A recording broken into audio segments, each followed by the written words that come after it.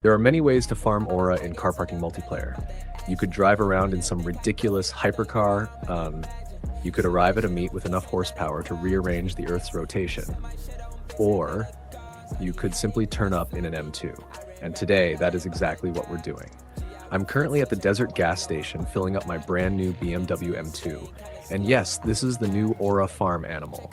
And frankly, what car screams aura more than this? This particular M2 was actually a gift from Bintenisxx YT.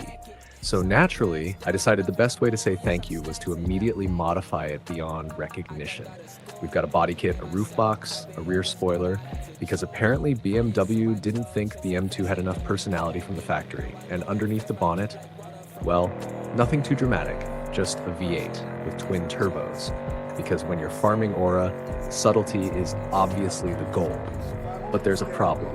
All of this customization wasn't free, and after spending a rather irresponsible amount of gold on this thing, I now have to earn it back.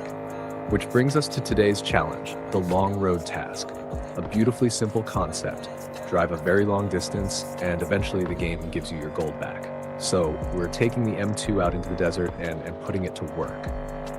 Now on paper, this car isn't particularly outrageous.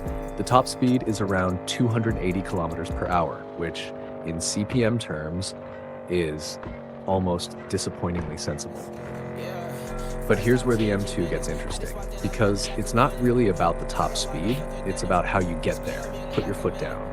And this thing doesn't feel like it's desperately trying to become a missile. The power builds, the speed comes in smoothly, and before you know it, you're doing numbers that probably shouldn't be attempted in a car carrying a roof box. And then we get to the corners. This is where the M2 really starts to make sense. Turn it into a bend and it just settles down. No dramatic wrestling match with the steering, no sudden feeling that the rear end has decided to start its own YouTube channel.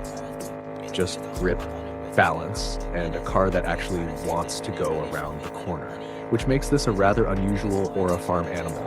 It's not the fastest car in the game, it's not the most ridiculous, and it certainly isn't the loudest, but it has something much more important.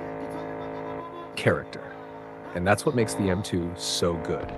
It's fast enough to be exciting, small enough to be entertaining, and ridiculous enough to have a roof box attached to it while being powered by a twin-turbo V8.